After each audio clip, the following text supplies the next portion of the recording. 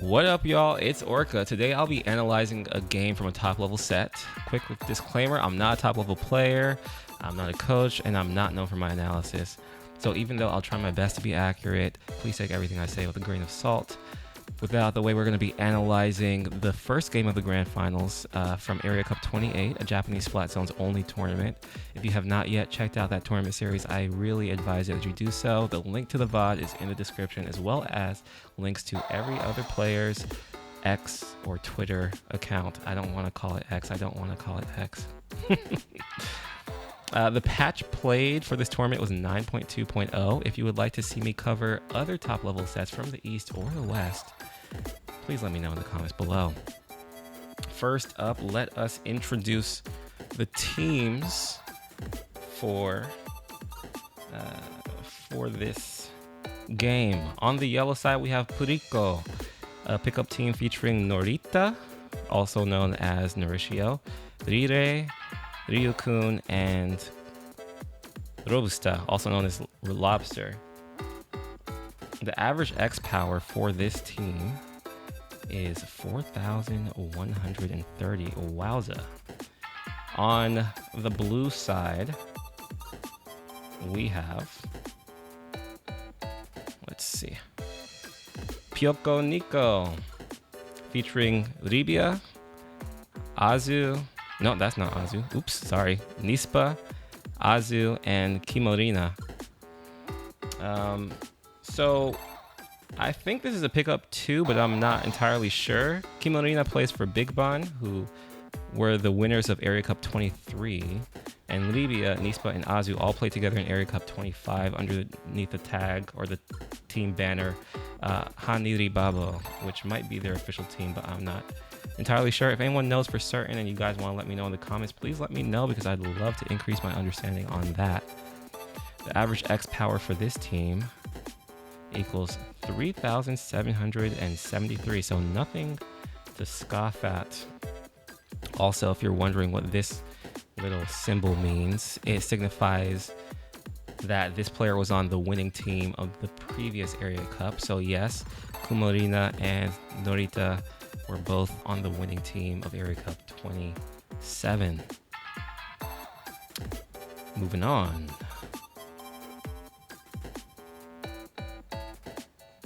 The stage at play is Inkblot Art Academy. Let's take a look at these comps from left to right, okay?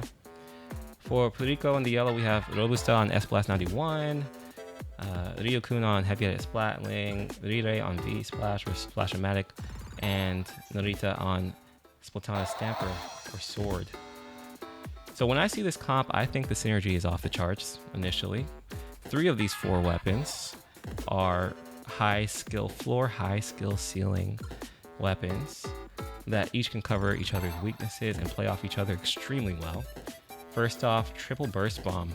That's the first thing that we gotta discuss here.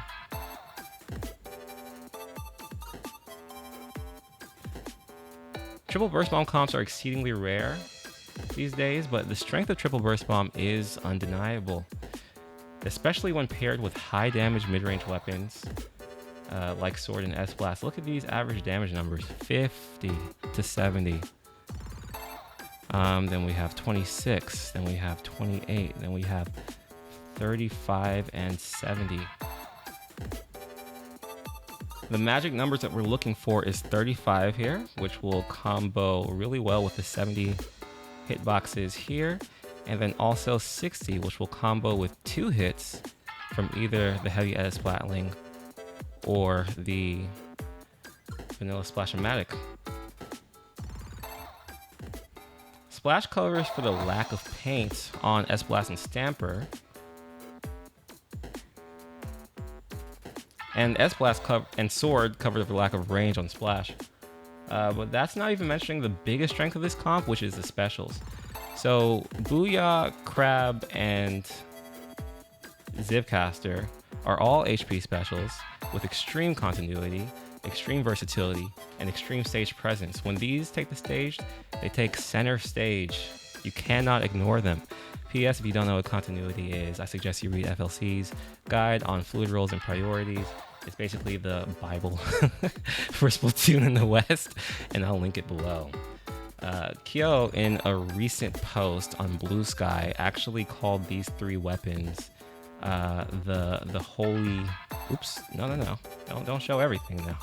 Don't show all my secrets, please. Don't show everything. Don't show everything, please. Oh man. No, but this is Kyo's quote here. S-Blast, Stamper, Splash is a holy trinity. 3 burst bomb weapons that have crazy stats respectively, with insane ass specials that keep them alive. I am inclined to agree with him, honestly.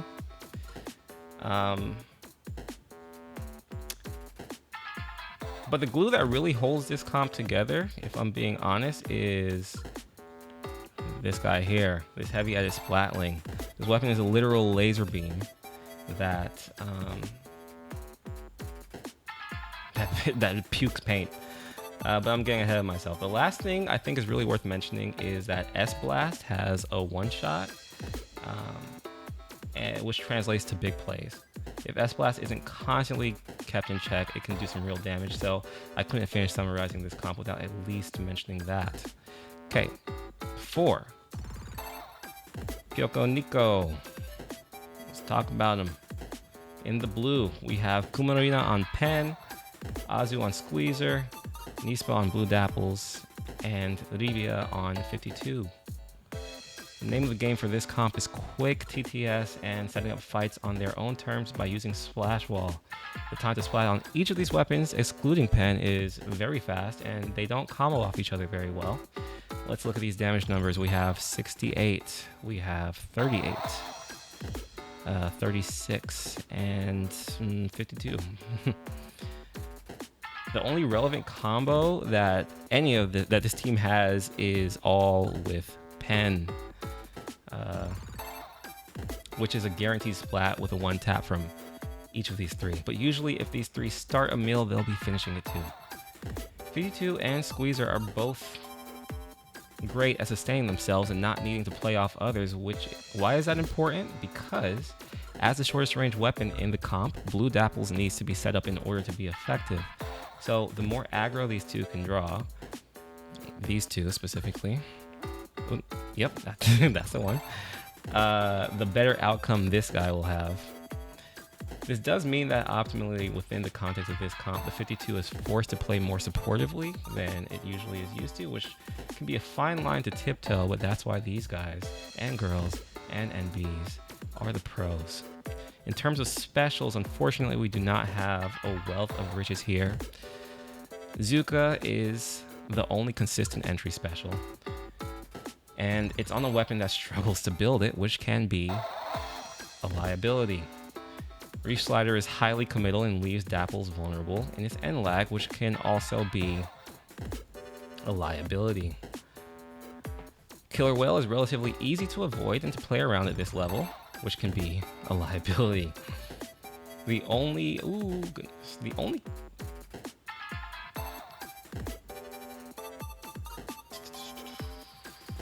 consistently high value thing they have is Cooler, and if they don't have that, they are liable to crumble. In terms of subs, although Splash Walls can be strong on this stage specifically, there's only one bomb in this comp and it can be shot down, which can be, say it with me, folks, a liability. And lastly, let's talk about gear abilities. So the thing that comes to mind or is of note when I see this comp is these opening gambits.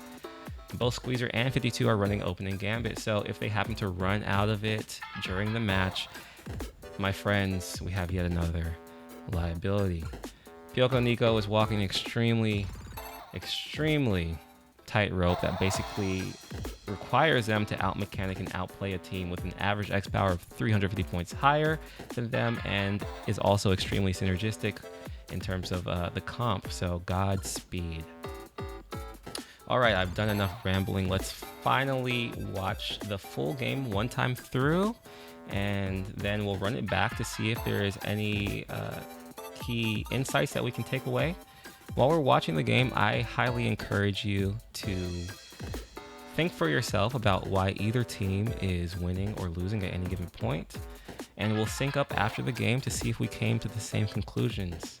Seriously, try pausing the video, write it down if you need to.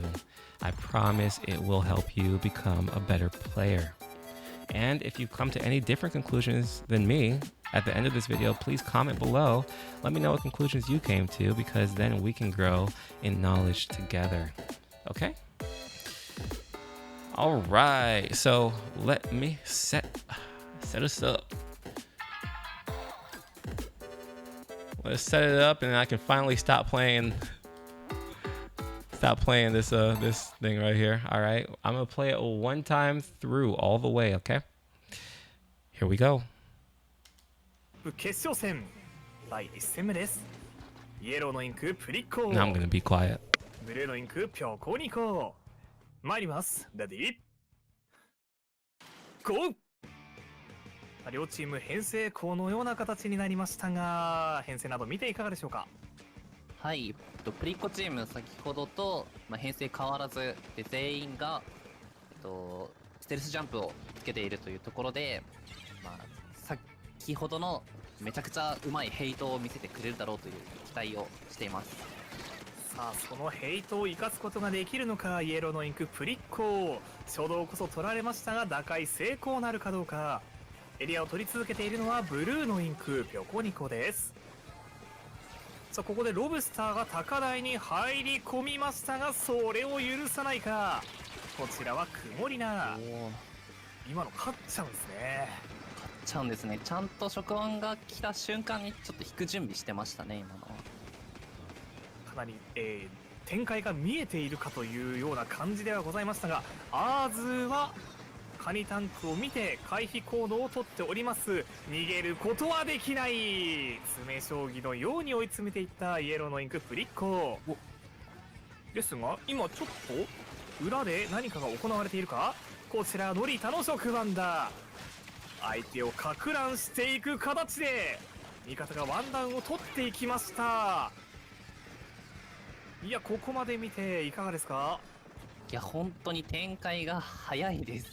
後ろにいたと思えばすぐ触腕で前に出てヘイトを勝ってっていう、すごいですね。もうこれに追いつけるみんなすごいと思います。いや本当に我々実況解説中洲の最高峰、ここがエリアと、そして実況解説中洲の最高峰。さあ見ていきましょう。残り時間は3分です。ニースパのサメライドですが、カバーも圧倒的に速い。こちらにね、エリアはまだ両チーム確保していない状態。確保したのはイエローのインクプリッコ。まだまだカウントを伸ばしています。ここでのワンダウンかなり重要になりそうですね。はい、いろんなところからキルが取れるので、ロブスター、その直撃はあまりにもうますぎないか。残り時間がもうないぞ。カウントは19、8とどんどん減っている。このままカウントストップですが、このまま取り切りたいのはイエローのインクプリッコを阻止していきたいピョコニコ。ロブスターがワンピック。ここでゲームセット。 Wow, that game went by fast, huh? なんというスピード試合か。 What a riveting game that was. I hope you enjoyed it as much as I did first time I saw it. Congrats to Purikko for putting on a stellar performance. You know, I'll even leave it on their low. There we go. Yeah, congrats to Purikko for putting on a stellar performance and a masterclass of how to play this comp effectively. Now for the analysis, I'm going to first highlight a few key reasons why I think Pyoko Nico lost, and then end with a few reasons why I think Purikko won. So first off, why did Pyoko Nico lose? Reasons why Pyoko Nico lost. First, they neglected the defense of their choke, which left Kumorina vulnerable, ultimately leading to a cooler deficit and accelerated staggering. 2, Squeezer played on the right side of the stage instead of the left, which resulted in an inferior range matchup versus heavy edit Splatling and the inability to push through Purikko's choke. Also, Squeezer had too much responsibility and it was stretched way too thin, in my opinion. Number 3, the overall lack of quality specials was too much of a liability. And a bonus is that they had no intangible bombs, no AoE, which meant no, and AoE stands for area of effect if you don't know that, which meant no reliable way to disrupt the heavy edit's charge timings. That one's self-explanatory, so I won't show any examples for that. But let's actually get to those examples, huh? I actually have the game pulled up here on my iPad as well. And we're going to start with reason number 1, which is the neglect of the choke. So this, yeah, everything's showing right. I just have to make sure before I actually continue this going. Oh, you know what's missing in here is some music. That's what's missing.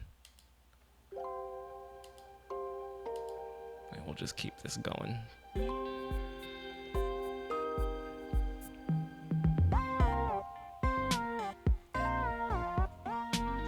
All right.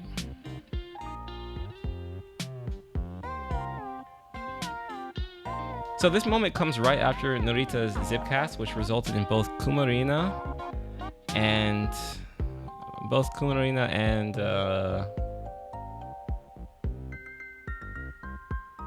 Nori going down, right?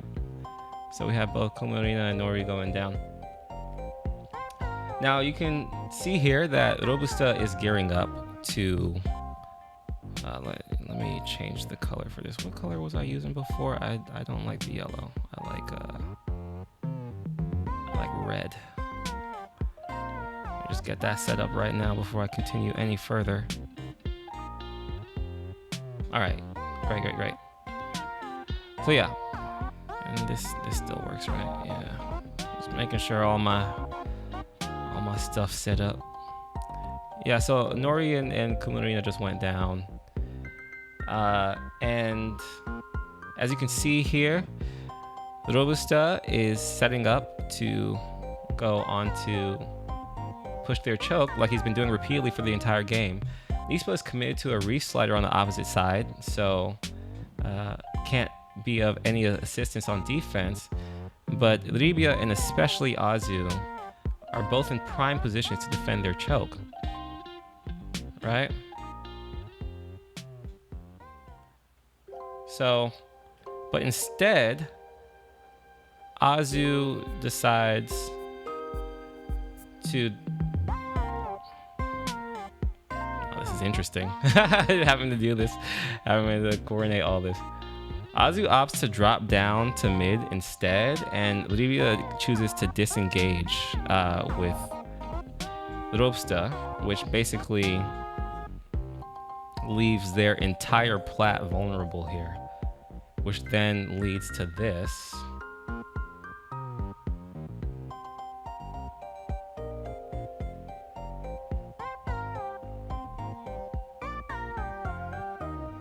All right, let's see this now. Also, I like this. I like a little bit of a white on there. Well, Libia does manage to get a pick on Riukun. So as you can see right here, Riukun goes down to Libia, who just got a pick right here. This pick only happens after Ryu first deploys cooler, right? So Ryu was able to get the cooler out. And Kumorina goes down to Lobster. So we see that Kumorina goes down. And if you have good recollection in the game, Kumorina to this point has actually been splatted 3 times in a row, now back to back to back. And 2 of these were without cooler. So I checked the time on this. Oh, and then also one more thing to note is that Nori actually gets a jump in on the left side of the stage and then starts pulling attention this way. So I actually checked the first time Kumorina goes down, and it's at 4 minutes. The next time also, let me slow down this because I want you guys to be able to see this, and I also want to be able to where's the time? It's playback. attack speed. That's the word. I was looking for the word timer. I don't know why. But yeah, so I checked, and the first time Kumorina goes down is at 4 minutes. The next time they get cooler is at 3:03. So almost an entire minute without cooler or crossfire for Pyoko Nico, which proves too difficult for them to come back from, and they just stay staggered for the entire rest of the game. So here you see Kumorina just got cooler, and then if you look at the count on the top right side of the screen, you will almost always see that one of them's going down, the next one's going down, the next one's going down, and then it just snowballs and snowballs from there. So on to the second point, because I could play this whole game, but that's not what we're here for. The second point with a mid-smash squeezer positioning. So we can see that a z oo starts off the game to the right side. On their right side, right? So I'll just take a picture of this here. So a z oo starts off on this side of the stage. You can see a z oo right here. Mainly to challenge the S Blaster and the Stamper should they try to rush the choke. Since Squeezer has the range to do so. So this is a reasonable enough play, right?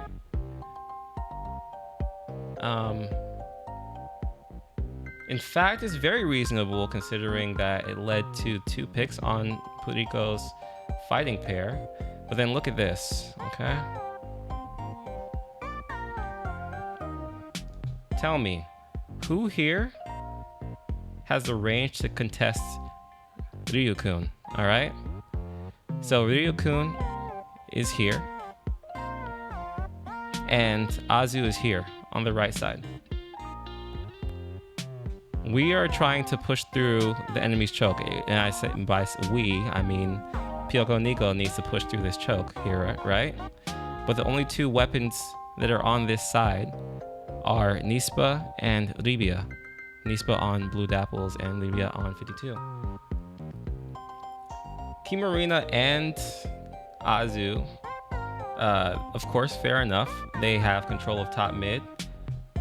So you can imagine a play where they go on top of top mid, and then Pencil starts cross-firing onto their plat, and then also a z oo can do the same, right? So that's fair enough, because this is exactly what they do. But then, what happens?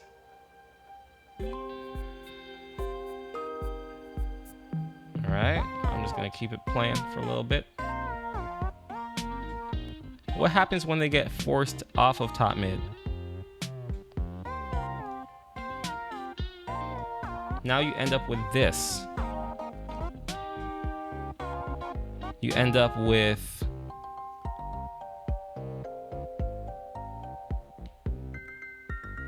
these 2. Actually, you can't even see this one yet because Libia is currently jumping. You can see him jumping right there. But you end up with these 2 on the left side, and you end up with Riukun right here.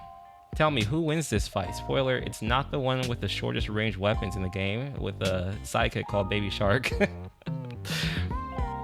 Okay, so Nispa actually ends up going down, right, in a second, and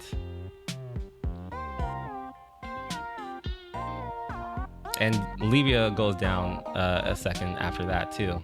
And a z oo is all the way over here in Timbuktu, right? So a z oo's not doing anything to help the cause. So yeah, that means no choke for you. First, you see Nispa goes down. Moments after that, couple seconds after that, a z oo goes down, and now you're on the back leg because Purikko got 2 free picks. It seems small, but I do think switching the opening position of Squeezer and 52, so Squeezer's on the left side and 52 is on the right, could potentially lead to a more favorable outcome.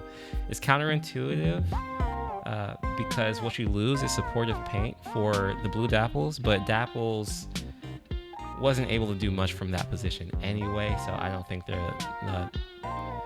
that sacrifice wasn't worth making. At least that way, you could have a mid-range weapon that's able to challenge choke a little bit better if, you know, the same thing went down where the fighting pair on Purikko's side, Robusta and Norita, go down, right? Also, I had just this general feeling that Squeezer, let's pull this back up, right? Here. I just had this general feeling that Squeezer was way too overloaded role-wise in this game, and the only main reason that I'm sorry, as the only main with a reliable entry special, it had to be very wary of hard committing to any one fight. As the only mid-range weapon, it had to make sure to match sword or S-Blast, so it just felt too stretched thin to me overall. On the last point, which is about the overall weaknesses of the specials, one sequence particularly highlights this. We're gonna skip to it now.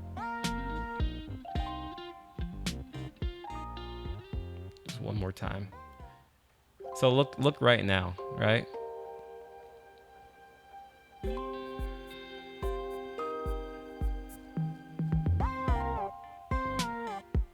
Oh yeah. Let me think about what I'm trying to say here before I even say anything, right? Oh yeah. I put the wrong. Anyway, it doesn't matter. The first thing I want to say actually is that I think it's really funny how look at this.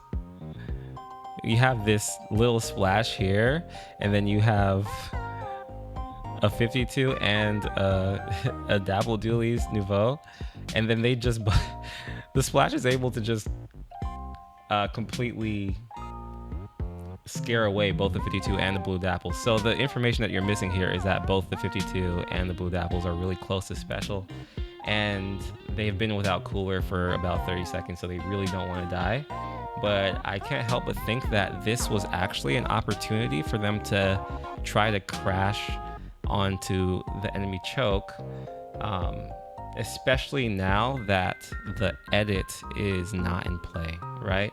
So whereas in the previous example we saw that the heavy edit Splatling outranged both of these weapons, now the matchup is more favorable, and they could potentially start to break down that formation. All right, but that's not actually what I wanted to talk about. That's just something that I wanted to show you guys real quick. This is actually what I want to show you is about the weak specials. As you can see here, Azu goes down immediately after firing one shot, and then Niza kamikazes, and Libia's whale doesn't accomplish anything at all. So, and then right after that, then Azu also, I'm not Azu, Libia also gets splatted. Also, Robusta had QR, so he's already back from the pick that Nispa got onto him with Reef Slider, but then Nispa's still down. So that's to add insult to injury. I say all this to say 3 specials were burned and no space was taken, no value was achieved other than maybe arguably a pick on Robusta, right? In fact, it was quite the opposite. Every single one of these special users got splatted as soon as they used them.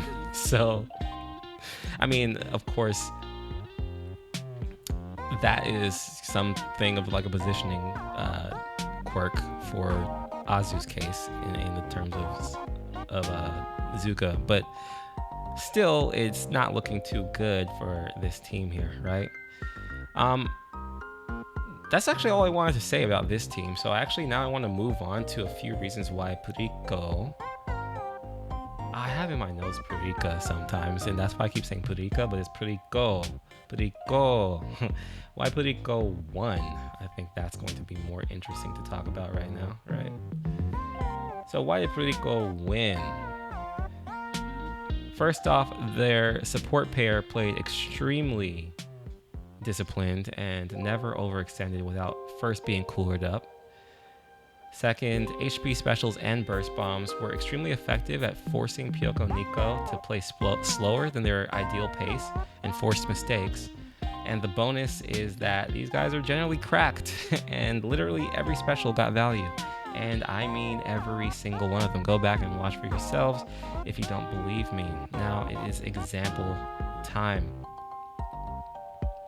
Let's start off with the support pair. I'm specifically talking about Riukun and Riire, and then what happens immediately after the opening, right? Oop, I went back a little bit too far, so I gotta let it run again. So after Robusta and Norita go down, let's look at this right here. Well, that's fine enough. Okay. So what happens? You see Riire immediately, once these two go down, circling back over here to plat to set up a crab on this block, right? And then Riukun immediately starts backing up this way, backing up, slowly walking back in anticipation that Kumorina or whomever is going to start like pressuring them from top mid.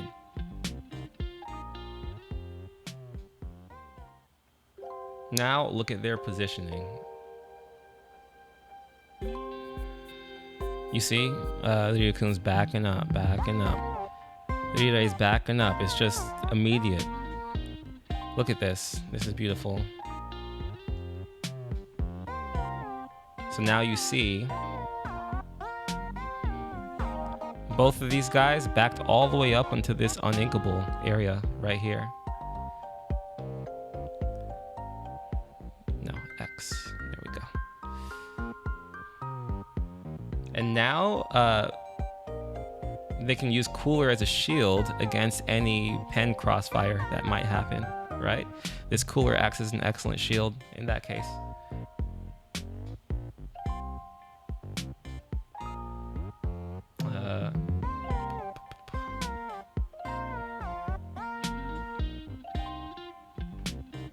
And now look, so right after that, what does Riukun do? What does Riukun do? Look at that. All that beautiful, beautiful paint onto the choke region. Oh, gosh, I'm getting so many text messages. I'm sorry. Getting so many text messages. I'm trying not to look at them. And Riire, God, please stop texting me. Sorry. And Riire says, guess what? I'm the anchor now, and I'm going to clear you off of top mid, so you're going to have to go somewhere, right? Well, honestly, this is a perfect play. I really, really love this play. And then, right after this, you can see that Riukun hits him with the "You shall not pass," right? And Riire goes down right after that, but that's all right because look at where Riire spawns from. Right here, you see Riire is going in, right? I actually want to take a picture of this one too. This is really, really amazing. Riire, instead of jumping to Ryukun, instead of jumping to Nori, who this is Nori's Zipcaster arm right here, right? Instead, Riire opts to swim back in. So he had the discipline to swim back in and patiently because he understood the value of his life as a special support. There's no reason to risk anything.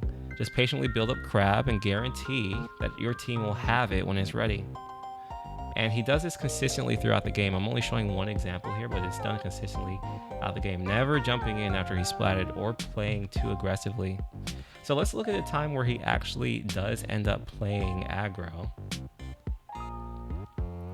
And to see the contrast, right? That's going to take place a little bit further in the game here. But there is an important distinction between what he does, what we just saw him do, and then what he's going to do in a couple of seconds, right? So here you see that he is pushing the enemy choke here. This is a good enough angle, I think.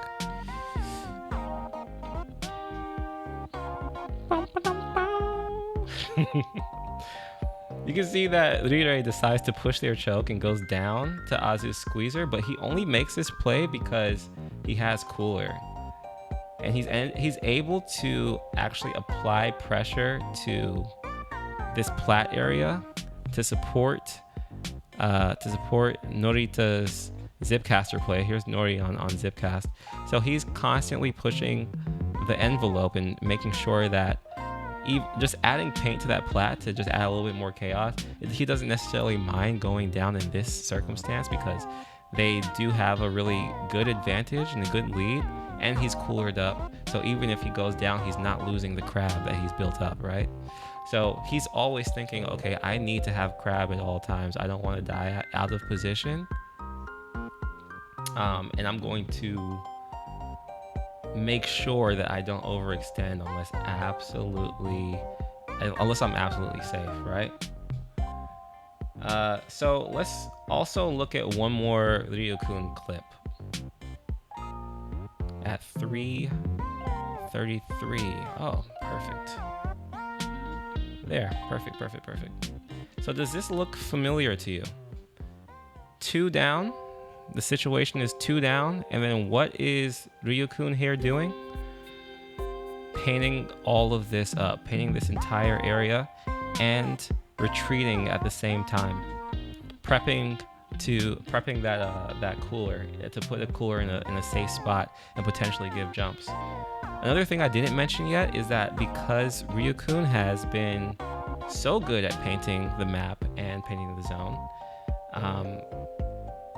he's opened up Riire to focus on supporting Nori and Robusta with crabs and burst bombs, like the play that we just saw before this. So whereas Azu was stretched thin, Azu the squeezer was stretched thin with too many rolls, Riire got to have a simplified game plan because Riukun was very disciplined with consistently painting the zone, consistently painting these chokes, consistently just painting all around them. So it enabled the team to be more aggressive, right? All right, next up, HP specials. Where are we? 437 is what I'm looking for. Right around here. Bam. I missed it. Oh. I'll hit it next time. I got it next time.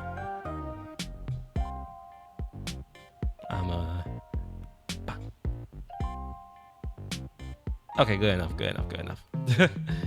We can work with that. No. Get out of the way. Get out of the way. There we go. All right. Great. So let's start off with specials. I know I already showed this off, but really I love this crab for multiple reasons, so I want to show it again. Also, I really love this extra bit of efficiency with this burst bomb. Throwing it one last burst bomb before crabbing, right? Quick tip for anyone who needs to hear it. A lot of people know this already, but just in case, you should always throw out your sub before specialing because you have a free Inktail retake. ink tank refill. But this is a perfect example because not only does Kumorina have to retreat because of the chip damage from burst and the threat of crab, but look what this crab accomplishes by being here. All right? By diverting resources and attention towards it, more resources here means less resources here, right? Basically guaranteeing that pushing onto their plat is a pipe dream, right? It's not gonna happen because you only have 2 short-range weapons and then Riukun is here to challenge that, right? Understanding that pulling people's attention to the right will mean less resources for the left. This is a really important concept to understand about attention diversion, about creating distractions, right? So this is a multi-purpose crab and I really love it and I just wanted to show it off one last time. So they do end up actually shredding crab. You're gonna see it in a second. Kumorina, because Kumorina is cracked. All these players are cracked, all of them, every single one of them. So they do get Riire on crab, but their push is completely dead, completely dead as a result. So next up, let's talk about Robusta. I went a little bit too far here. So the funny thing is that Robusta only used 1 Booyah Bomb this entire game. Literally just 1. Not more than 1, not less than 1. Just 1. And what a beautiful Booyah Bomb it is. Whew, gotta hurry up this video because I got things to do, baby. Alright. Look at what it did. First off,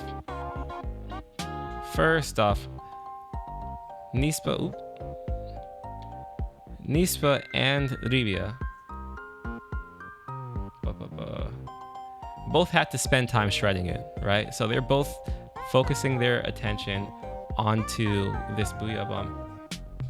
If you remember what I said when I was going over the comps, Pyoko Nico's win condition is playing fast and setting up fights on their own terms, and this taking time to shred specials is exactly the opposite of that. Not only can they not start new fights on their own terms, but Niespa specifically is screwed because of this, because Niespa wants to shark. Niespa wants to make the enemy not know where Niespa is, right? And now Niespa's position is completely exposed, which leads to Niespa going down right here, right? Bam, Niespa goes down. Azu also goes down too, but that's just because they accidentally jumped to Libia while Libia was jumping to Kumorina for cooler, so they just got stuck there, unfortunately. So now let's talk about the last special here, which is Zipcaster. I went a minute too far. Actually, I could have just kept it playing there because it was literally... let me go one more. All right. Here we go. Beautiful. This is perfect. Now, the reason this special is so good on this stage is because, as you can recall a couple of seconds ago, Nori was on the plat. Actually, I don't even know if you can recall it. Hopefully you can. I played it, but I didn't tell you to pay attention to it. But what just happened is that Nori was on the plat and then dropped down because Libia started to pick off these two. Pick off Riukun and Riire. So Nori, being a good team player, decided to address that. But then Robusta handled it. Now, for most weapons, taking this one-way drop would mean that they are forced to go all the way back around, right? All the way back to choke in order to access the enemy plat again. But Zipcaster completely ignores this and says, I can go and do whatever I want. So I can just skip that, right? Essentially, oh, there it is. Nori can have his cake and eat it too. And eat it he does, because look at this. Look at what's happening right here. Kumorina is completely freaked out that of this crazy Zipcaster Spider-Man going around, and completely misses that Robusta snuck in to the choke for free. And Robusta, as a result, is able to pick off Kumorina before they even realized that they were in danger. And this was the second of the third of the three splats that I mentioned earlier, right? That's the reason why Pyoko Nico ultimately lost the game. So this was a very high value special, even though Norita wasn't the one to specifically get the pick onto Kumorina. Just being a distraction was enough, right? So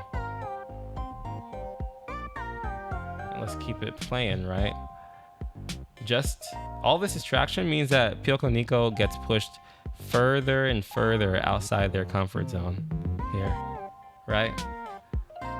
Azu is frantically trying to shoot Nori down from the bunker, and then you see Nispa here, Libia here. Nispa's forced to set up a shark on the plat instead of, say, contesting the zone, right? Which is, this shark is the right play in this circumstance, but just because it's the right play doesn't make it a convenient play, right?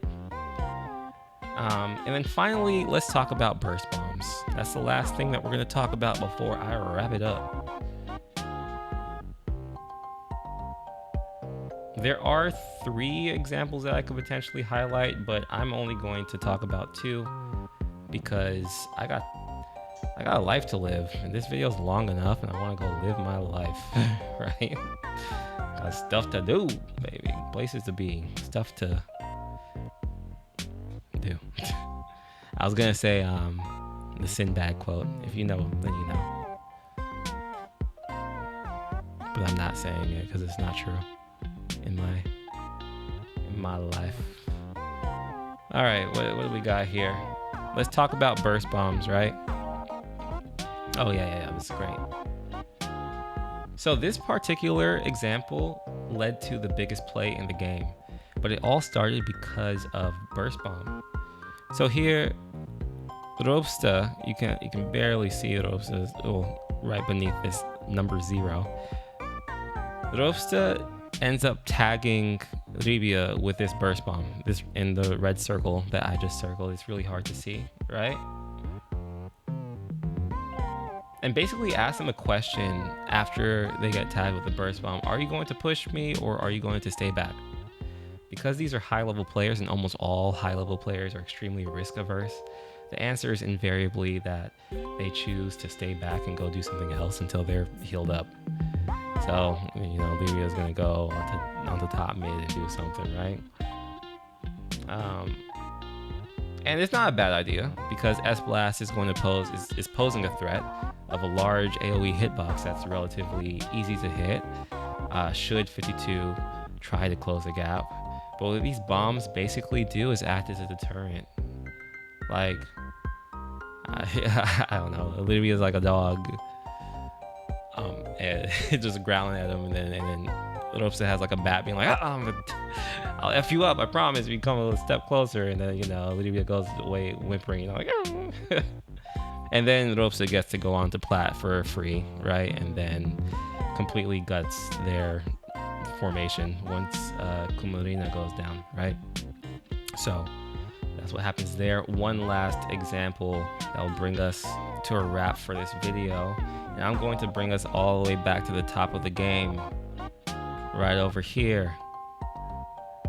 Not the very tip top, just here. Beautiful. That's perfect.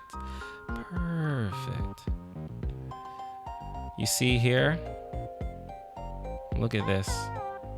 Look who just got hit here with this. Nispa, right? So once again, the fighting pair is down. Norita is down. Robusta is down. Riire's circling back to their plat, but as Riire's circling back, making sure to chuck those burst bombs, making sure to say, hey, look, I know that you want to come here, I know that you want to rush me, but nice pa really wants to rush Riire down, but this burst bomb keeps just slapping him on the wrist, just slapping on the wrist, like a fly swatter, you know. And they want to push, but they can't, right? And then here again, one more time. Going back. Here, and it's hard to see. That's good enough. It's hard to see, but it doesn't really matter. That's a burst bomb right there. Right onto this choke area. Just acting as a deterrent, saying, hey, fall back. I know you want to push this. And then yeah, they win the game. Okay, so cool. That just about wraps things up. I don't got much else to say. Other than if you like this video, like, comment, and subscribe, you know?